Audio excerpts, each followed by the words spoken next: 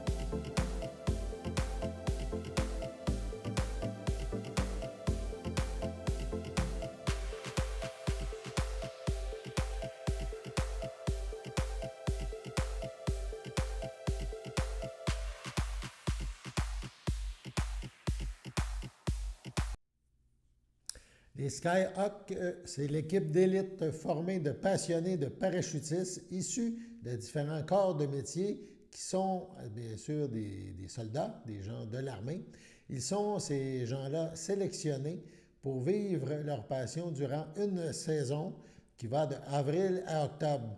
On a pu, CTRB, discuter avec Gabriel, qui est un de ces Skyhawks, basé évidemment à la base militaire de Valcartier. Ce dernier nous parle de son expérience unique.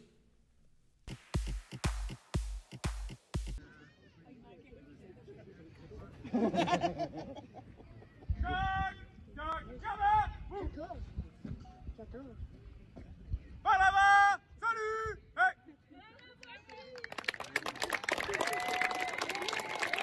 On est en compagnie de Gabriel, qui était basé à Québec, c'est ça? Je suis basé à Valcartier, exactement. À Valcartier, tout ça. C'est quoi je vais pas dire ta vraie profession, mais on sait un petit peu l'histoire des... Je suis infanterie, donc fantassin. OK. Puis, ça fait 10 ans là, que je suis dans le métier présentement. OK. J'ai appliqué cette année pour l'équipe des Skyhawks. C'était quoi? T'as essayé ça pour le fun, dans les faire Pour le fun, ben, je faisais du parachute comme passe-temps, justement. Puis, OK. je me suis dit, il y a une équipe dans les forces, pourquoi pas essayer ça? Je vais essayer ça. Puis, Là, tu tripes au bout, ouais, c'est vraiment une belle expérience. Là, c'est dans les derniers shows. Puis on a vraiment trippé là, toute la saison. Là. Faut faire attention, tu vois, t'as un Ouais. casque. Un casque, moi j'ai une coupe d'équipement. T'as un coup d'équipement. Ton parachute, c'est spécial, là. C'est des parachutes adaptés pour Oui, ces ils sont shows-là? adaptés exactement pour faire de la formation sous voilure. OK. Puis, on est 3 dans ma formation. Qu'est-ce que tu as fait comme numéro? Moi, c'était le dernier, donc c'est le try-by-side qu'on voit OK. ici. Puis, oui, exactement. Donc, Et là, ça prend combien de temps? Là? Oui, on m'a expliqué que tu avais commencé par dire, bon, tu me donnes ton nom, Ouais. pour faire ça, mais il y a quoi? Il y a un donc, entraînement? Il y a des... mettons le timeline de tout ça, j'ai donné mon nom en octobre 2021. OK. Après ça, il y a un petit processus de sélection à l'interne qui se fait aux membres cadres de l'équipe. En décembre, on reçoit notre confirmation, exact. Puis après ça, en mars, on s'en va au camp d'entraînement en Californie, qui est de 5 semaines. En Californie? En Californie, oui, exactement. Donc, tu gagnes une belle place. Pourquoi tu vas là? Parce que... Premièrement, parce que la température est idéale pour faire du parachute. Puis, on fait 8 sauts par jour pendant 5 semaines. Est-ce que c'est des entraîneurs canadiens? C'est toute l'armée qui vous entraîne? Exact. Tu vas chercher des spécialistes? Oui, il y a des membres cadres de l'équipe qui sont là pendant une couple d'années, qui, eux, font un camp d'entraînement en janvier, d'une couple de semaines aussi. Puis après ça, sont prêts pour nous former. Puis on a aussi 2 instituteurs civils que ça fait des dizaines d'années qu'ils font ça. Là. OK. Donc, ma question, tu as fait l'aspirant, tu as tourné, puis tout ça. Ça prend combien de temps avant de vraiment le réussir, puis de triper? Là? Parce qu'au début, tu dois être stressé, mais tu as fait du parachute. Tu dois ça prend environ 3 semaines à apprendre toutes les formations. On apprend un peu tout, puis... par la suite, là, le capitaine d'équipe, il va choisir telle personne va où, tout dépendant avec le poids de la personne pour que ce soit compatible. Puis après ça, on se pratique pendant 2 semaines à faire juste ça pour préparer les shows. Que c'est juste cette sortie-là que tu fais? Oui, exact. Question, vous parlez en haut? Oui, puis on s'entend très bien. Comme ça, il y a un peu de vent, c'est sûr, mais on s'entend assez bien. On s'entend assez bien, puis en bois, on pogne ça là. Puis comment vous vous tenez? C'est des harnais, faut-tu tisser la montre? Oui, bien... Comment je pourrais vous montrer ça? Au début, ça va être sur le nez. Il y a des attelages, OK. Oui, donc on vient prendre le centre du parachute. OK. Puis par la suite, on descend dans les lignes rouges que vous voyez ici. Mais là, je vois qu'il y a comme un poids, là, c'est lié à Oui, la ça, fin. c'est un parachute, c'est fait pour ouvrir le parachute principal. Donc c'est ça qu'on lance en premier. Puis ça va prendre l'air, puis par la suite, ça va tirer le parachute. Question, ça arrive-tu de manquer votre coup? Il y a des fois, tu te dis, regarde, on l'a eu, on comme l'a pas aujourd'hui, eu. vu qu'il y avait des nuages et tout, il fallait faire un peu la séquence plus rapidement. Fait qu'il a fallu comme prendre une couple de secondes de plus, mais ça s'est bien fait. Là. On se pratique beaucoup aussi avant la saison pour justement être prêt pour les shows. Là, tu retournes à l'automne dans à l'unité à Québec, exactement. Là, tu dois recommencer le processus pour retourner. Si je veux appliquer l'année prochaine, je recommence le processus comme l'année passée pour laisser la chance à tout le monde justement d'appliquer. Puis, autre question, c'est la fierté de faire ça. Comment tu as vécu ça? C'est vraiment le fun parce que tout le monde est content de nous voir, tout le monde vient nous parler. Puis surtout les enfants, d'habitude, sont vraiment contents de nous voir. On a de la chance de jaser avec le monde, fait que c'est vraiment le fun. En tout cas, félicitations, c'est pas mal impressionnant. Ben merci, c'est gentil. Merci. Sur ce, allons à la pause. Chers téléspectateurs, vous êtes cordialement invités le samedi matin dès 9h30 à notre bingo télédiffusé de nos studios de Berthierville. Depuis plusieurs années, nos adeptes de la télévision régionale se sont divisés un montant de 600 $ disponible chaque semaine lors de notre joute de bingo à CTRP. Un amical animateur et ses joyeux compères, dont un technicien et deux bénévoles, partagent tour à tour cette émission dans le but de vous agrémenter durant 60 minutes. Un moment de plaisir qui pourrait s'avérer payant pour vous. Vous pouvez donc vous procurer les cartes de jeu chez les dépositaires participants et j'ai nommé à Berthierville, le dépanneur Formule 1 et le garage Pétroté sur la rue Gilles Villeneuve, le marché IGA Extra sur la rue Gabrielle Brissette, le marché Métro sur la rue Notre-Dame et la pharmacie Proxime sur la rue Frontenac. À Saint-Ignace-de-Loyola, le dépanneur Esso sur la rue de la Traverse et le marché Aldo sur le rang Saint-Michel. C'est donc un rendez-vous hebdomadaire chaque samedi matin dès 9h30 sur les ondes de CTRP, votre télévision régionale et communautaire, maintenant en haute définition. On vous attend donc en grand nombre et toute l'équipe vous souhaite bonne chance.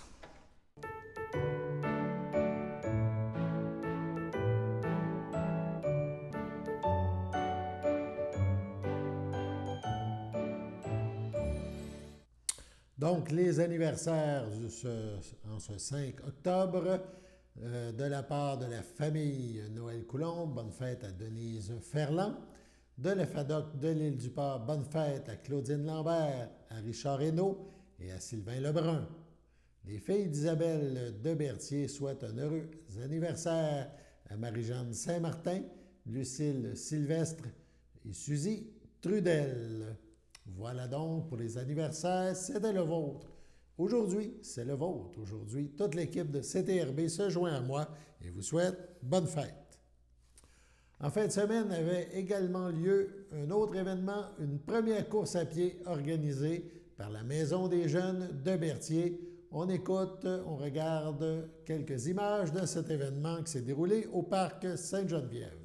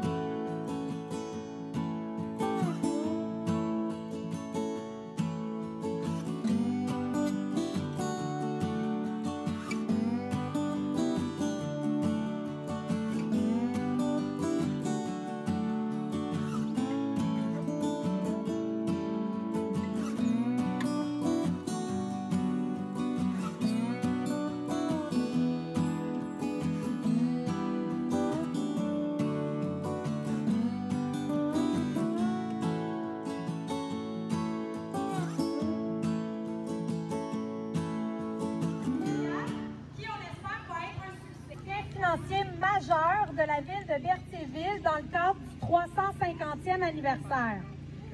Pour souligner ce 350e anniversaire, vous trouverez autour du parc des photos souvenirs de la ville à différentes époques. Vous êtes invités à y jeter un coup d'œil. Outre ce soutien financier, différents partenaires ont aussi contribué à faire de cette journée une réussite.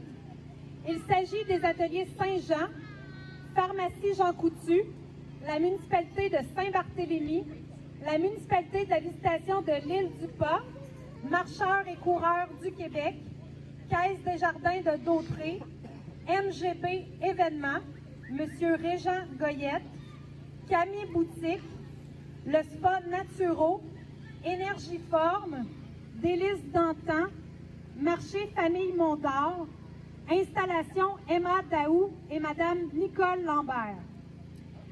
Dans quelques minutes, le premier départ pour le trajet du 3,5 km aura lieu, mais avant chaque départ, Mme Annie Destrambe de Énergiforme fera un court réchauffement ici devant sur la dalle de ciment. Après votre parcours, n'oubliez pas de revenir à la tente de la maison de la famille, chercher votre sac à collation ainsi qu'une bouteille d'eau. À 12h15, il va y avoir des prix de participation. Si vous n'êtes plus ici, c'est pas grave, on va vous contacter au courant de la semaine. Je vais maintenant inviter Mme Josée Terrien, qui est animatrice à la Maison de la Famille, vous expliquer les informations pertinentes, particulièrement au niveau de la course ainsi que le trajet. Merci. Bonjour. Premièrement, le départ va se donner, vous allez voir sur le coin du parc, il y a comme 2 drapeaux de la Maison de la Famille Bleue. Le départ va se donner là. On s'en va sur la rue Sainte-Geneviève ici.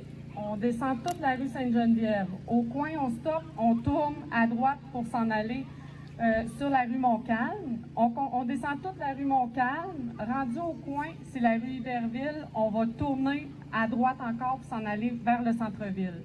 On fait l'esplanade. Quand on arrive au coin de l'esplanade, on va retourner encore à droite sur la rue Frontenac et c'est une boucle qu'on fait 2 fois pour atteindre le 2,5 km. Quand vous revenez, on fait une deuxième boucle et après, moi, je vous attends pour la médaille. C'est bon!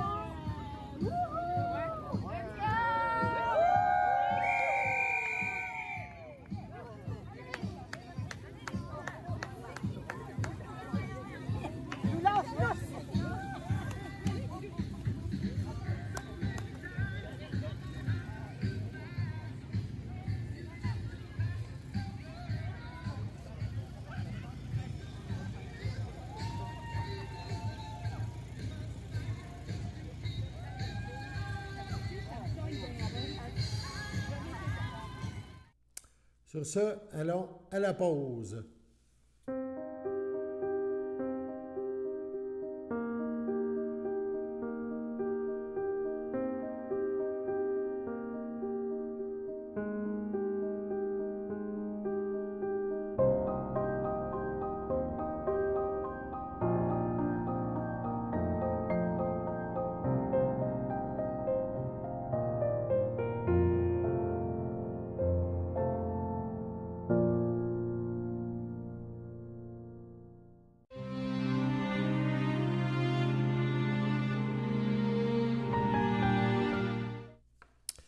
Au CHDL de Saint-Charles-Borromée, le 4 octobre, à 81 ans, est décédée Mme Marie-Jeanne Moreau, épouse de feu Jacques Plante, autrefois de Saint-Ignace de Loyola.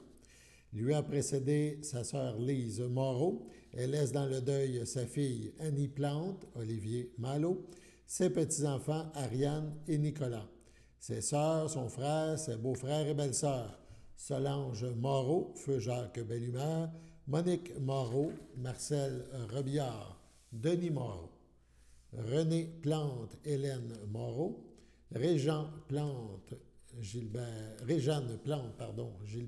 Désy, Gilles Plante, Réjeanne Saint-Martin, Rita Guertin, feu Napoléon Plante, ainsi que plusieurs neveux, nièces, autres parents et amis. La famille vous accueillera lundi le 10 octobre dès 13h au complexe funéraire F. Thériault à Berthierville, rue Notre-Dame. Suivra une liturgie à la chapelle du complexe à 15h. Madame Marie-Jeanne Moreau-Plante sera inhumée au cimetière de Saint-Ignace de Loyola à une date ultérieure. À Saint-Ignace de Loyola, le 29 septembre à 80 ans, est décédé M. Gilles Leblanc, conjoint de Marie-Ange Dubé, demeurant à Saint-Ignace de Loyola. Il laisse dans le deuil, outre sa conjointe, ses filles, Nathalie Leblanc, Benoît Joannette, Maryse Leblanc, André Moreau, Caroline Gay, Kevin Murray, ses petits-enfants, son beau-frère, ainsi que plusieurs autres parents et amis. La dépouille mortelle de M. Leblanc ne sera pas exposée et une cérémonie aura lieu en toute intimité à une date ultérieure. Entouré des siens au CIUS de Trois-Rivières, le 22 septembre, à l'âge de 63 ans, est décédé M. Daniel Bellemare, époux de Carole Massé, demeurant à Saint-Barthélemy. Il laisse dans le deuil, outre son épouse, ses enfants, Maxime Bellemare, Valérie Joly, Simon Bellemare, Andréane Sirène, ses petits-enfants, Antoine, Nathan, Eva et Livia, son père Réal Bellemare, feu Jacqueline Lagacé, et sa conjointe Gisèle Durand, son beau-père Gilles Massé, feu Réjeanne Marchand, et son épouse Clémence Sarrazin, ses beaux-frères et ses belles-sœurs, Marie-Claude Massé, Alain Manègre, Mario Massé, Joanne Paquin. Ses neveux et sa nièce, Frédéric Manègre, Alexandra Grenier, Sébastien Manègre, Myriam Charette, Ariane Massé, ainsi que plusieurs oncles, tantes, parents et amis. La famille tient à remercier le personnel du CIUS de Trois-Rivières pour les bons soins prodigués à M. Bellemare. Vos témoignages de sympathie peuvent se traduire par des dons formulés à la Société canadienne du cancer.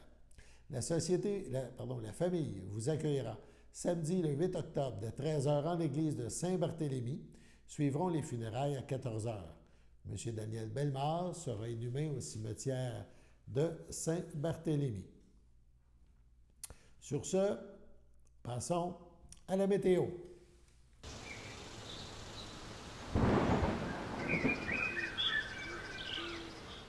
Bienvenue à votre météo du mercredi. Cet après-midi, ce sera généralement ensoleillé, une température de 19, un temps ressenti de 19.